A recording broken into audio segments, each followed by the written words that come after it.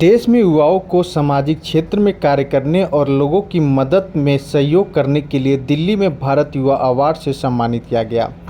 वहीं इस कार्यक्रम के संयोजक डॉक्टर संदेश यादव ने कहा कि हम हर साल 20 लोगों को भारत युवा अवार्ड से सम्मानित कर रहे हैं।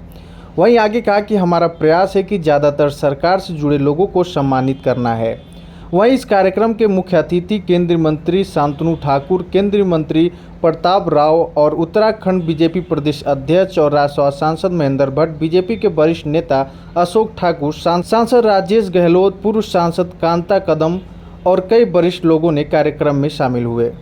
सबसे एक यूनिक ये है प्रचार है जो युवा का शक्ति बढ़ाए। तो मैं मानता हूँ कि ऐसे संगठन को हमारे सामने आना चाहिए यूथ का हेल्प करने के लिए, क्योंकि ये सबसे बड़ा योगदान होता है। और भारत पूरे विश्व में सबसे मतलब एक समीक्षा के अनुसार भारत में सबसे युवा ज़्यादा है। तो हम अगर विकसित भारत के बारे में सोचते हैं तो युवा का सबसे पहले हमको डेवलपमेंट करना है। और माननीय प्रधानमंत्री जी इसमें लगे हैं, चाहे खेल हो, चाहे दूसरे कोई भी प्रोजेक्ट हो, कोई भी सेक्टर हो, उसमें युवा आगे बढ़े, देश में ये चिंता किया जा रहा है। मैं मानता हूँ ये संस्था जो है इसने अलग तरीके से एक परफेक्शन तैयार कर रहा है। ये बहुत ही भारत के लिए आगे बढ़ाने का एक लक्ष्य है। मैं धन्यवाद देता हूँ सबको जो ऑर्गेनाइज किए हैं आज का ये कार्यक्रम, सबको मेरा।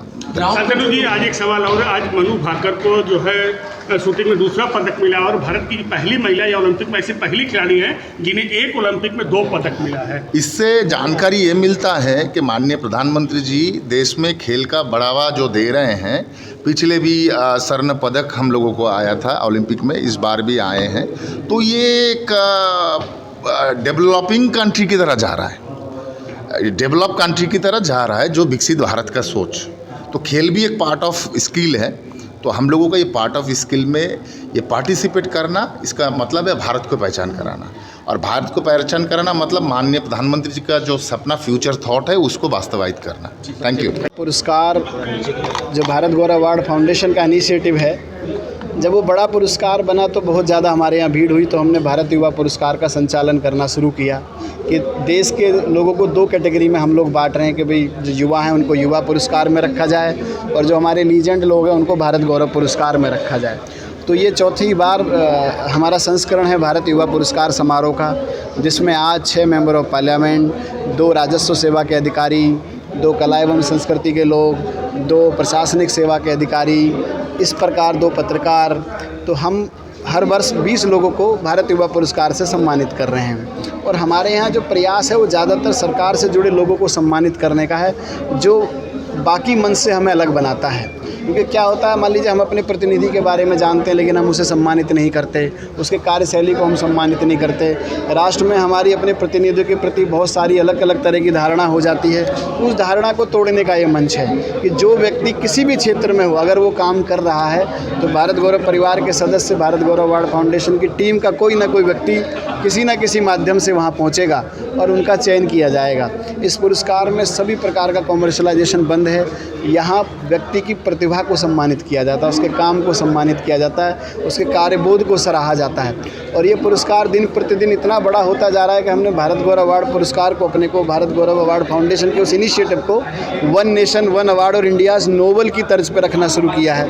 आज भारत गौरव अवार्ड में आप ये समझिए कि भारत सरकार के पद्म पुरस्कारों के बाद अगर सबसे ज़्यादा सुविधाएं इस देश में किसी नॉन गवर्नमेंट ऑर्गेनाइजेशन की तरफ से हैं तो भारत गौरव अवार्ड फाउंडेशन की तरफ से हैं। उन प्रतिभाओं को वो सारी सुविधाएं दी जा रही हैं जो उन्हें राष्ट्रीय पुरस्कारों में मिलती हैं। किन राज्यों से अगर आज जो ये कार्यक्रम हैं इसमें दिल्ली, उत्तर प्रदेश, हरियाणा, राजस्थान, महाराष्ट्र, कर्नाटका, तमिलनाडु, उड़ीसा, झारखंड, बिहार, मतलब कितने राज्य आपको गिनाऊं, तकरीबन 13 से 14 राज्य के आज युवाओं की भागीदारी है इस कार्यक्रम में।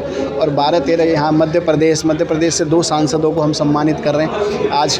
तो सब तकरीबन 13 से 14 राज्यों के लोगों को हम हर बार नॉमिनेट करते हैं। 1-2 यूनियन टेरिटरी के भी लोग होते हैं, सिक्किम के भी लोग हैं। तो उस प्रकार से सारा जो तंत्र है वो काम करता है। पूरी कमेटी के लोग सब मिल के काम करते हैं, सब चयन करते हैं, सब अपने अपने लोगों के नाम पैगाम भेजते हैं कि हमारे राज्य में ये व्यक्ति इसने ये काम किया, इसको सम्मान मिलना चाहिए। कि जो लोग सरकारी सेवा में या सरकारी तंत्र से वंचित रह जाते हैं उनको तो हम सबसे ज़्यादा फोकस होकर काम कर रहे हैं कि जिसको राष्ट्रीय मंच नहीं मिला, जिसे भारत सरकार ने चयनित नहीं किया, कम से कम उसे खड़े होकर ये लगे कि हाँ कोई तो ऐसा है जिसने मुझे भी देखा और उस जगह आके देखा। जैसे आज एक सांसद छत्तीसगढ़ के हैं जो सम्मानित होंगे, वो नक्सली क्षेत्र से आते हैं, मतलब जब हम उनसे मिलेंगे तो हमें ऐसा लगेगा कि वो सांसद ही नहीं हैं, लेकिन सिटिंग मेंबर ऑफ पार्लियामेंट हैं, इस बार जीत के आए हैं, सरपंच से वो बने हैं। तो इस प्रकार ये युवाओं का पुरस्कार है, युवाओं का कार्यक्रम है और आप सब भाइयों का यहाँ आने पर बहुत बहुत धन्यवाद। जय हिंद, जय भारत।